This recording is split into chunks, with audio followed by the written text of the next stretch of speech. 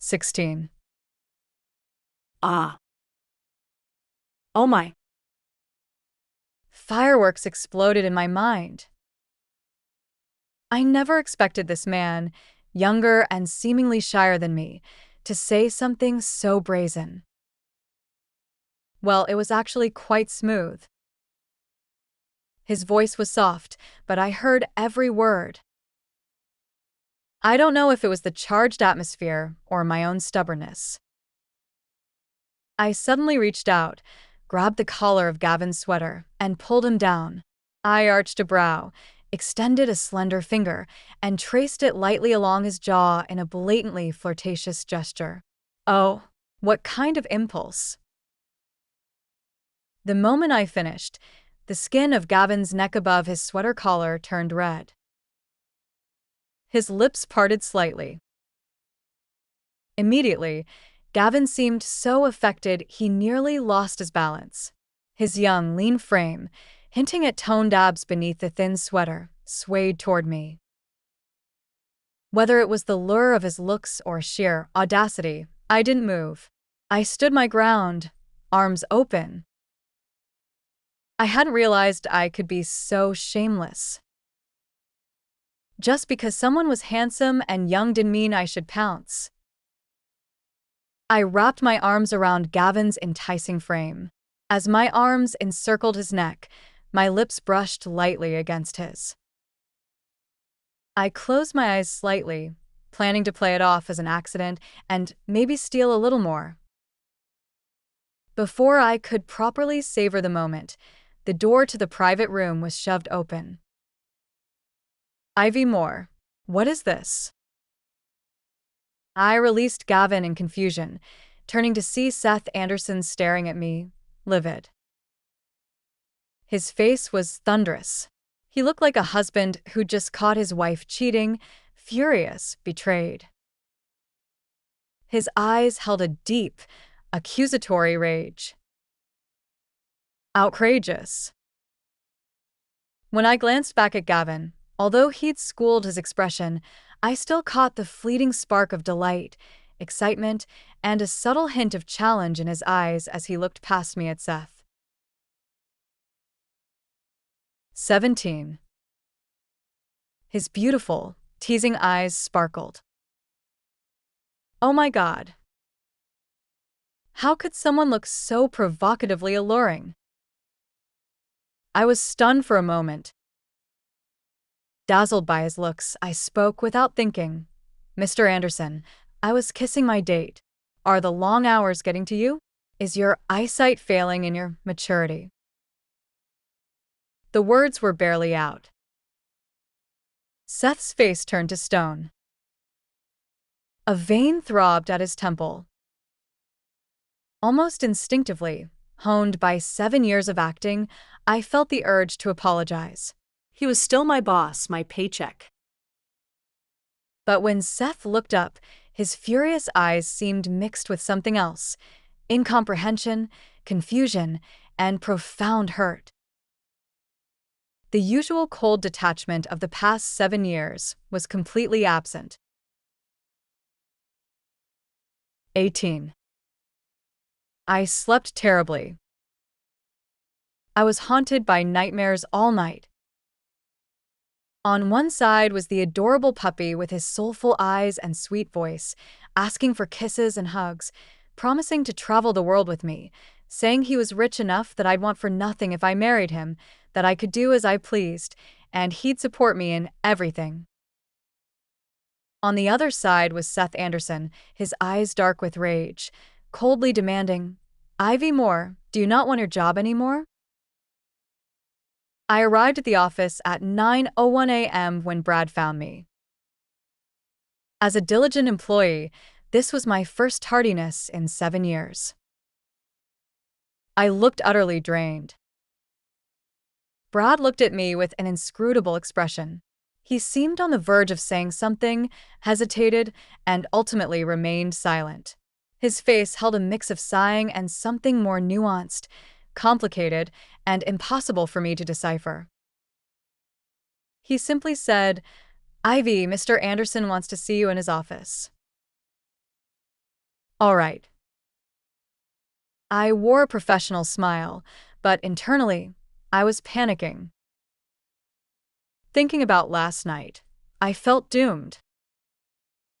Ivy Moore, the most competent, outstanding, and diligent woman, who even worked overtime without complaint, was about to lose her job of 7 years. Yet, the moment I stepped into Seth Anderson's office, all I saw was an office overflowing with red roses. 19. It was blindingly bright. And there sat Seth Anderson in his executive chair, as stern and composed as ever, immediately commanding attention. His face was impassive, but he seemed to sense my arrival. His eyelids lifted slightly. After a brief hesitation, he stood up, a massive bouquet of red roses in his hand, and began walking toward me. He looked unusually solemn. Even his handsome face held a faint flush. The normally aloof and unflappable man seemed nervous. And this scene felt eerily familiar.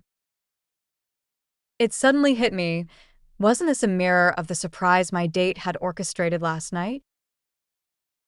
Instinctively, I glanced toward the doorway. Mia Bennett wasn't here either. So what was Seth doing?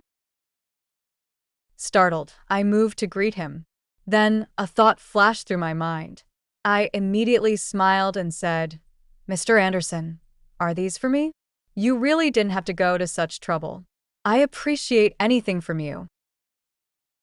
I conjured the appropriately flattered, slightly shy look expected of a young woman, but stopped a polite 3 steps away from him, my demeanor perfect. Seth frowned. His gaze was intense, as if he wanted to say something. Suddenly, My phone chimed. I glanced at it instinctively. A message from Gavin Barrett immediately caught my eye. "Ivy, I'd like to see you again tonight. Will you go on another date with me?" It was accompanied by a shy, hopeful emoji. 20. oh, That's adorable. Who could refuse an invitation from such a handsome, young, and successful puppy dog CEO? I looked up instinctively and met Seth's eyes, which held disbelief and poorly concealed anger. But my mind was already elsewhere. I started working right after college. To become Seth Anderson's most capable executive assistant, I'd had almost no personal life. I finally had a real date, and with such a great guy. I couldn't be as casual as last time. I needed to go to a proper salon, get my hair and makeup done, then carefully choose an outfit that would make the young man's eyes light up. All of that took time. Steeling myself, I said with utmost sincerity, "Mr. Anderson, what do you think?" I held up my phone, waving the chat bubble with a message in front of him. Surely a man would understand my hint. Seth's eyes darkened further. A strange, cold smile touched his lips. Was he furious? Before Seth could explode and potentially fire me, I preempted him. "Mr. Anderson, I've worked here for 7 years. 7 years of diligence, countless overtime hours, and I've never used my paid time off. I'd been saving it all up. Between accrued overtime and unused PTO, I believe I'm entitled to roughly 6 months of leave." As I spoke, I pulled up my staggering balance of vacation days, enough to make any working professional green with envy, and looked at Seth with bright, expectant eyes. "So, Mr. Anderson, what do you say?" Seth looked at me, his jaw tight, and gave a single, sharp nod. "Thank you, Mr. Anderson." I bowed slightly, my voice crisp and clear as I thanked my boss. Having successfully requested my first ever leave, I turned with a smile. I had just pushed the office door open, ready to leave. Seth's voice suddenly rang out from behind me. Ivy, I regret it. Ivy, can you give me another chance? His voice was deep, pleasant, yet carried a humility and vulnerability I'd never heard in 7 years. It was the first time the proud Seth Anderson had spoken to anyone in a tone bordering on pleading. Most people would have felt sorry for him. But I've always been ruthless. I blinked. Suddenly, I turned back to look at him, my voice very soft. I think my expression was more ambiguous, fragile, and elusive than any man's could be. But Seth, I drawled, a light laugh in my voice that felt almost pressuring. I hate red roses more than anything. You really didn't know that.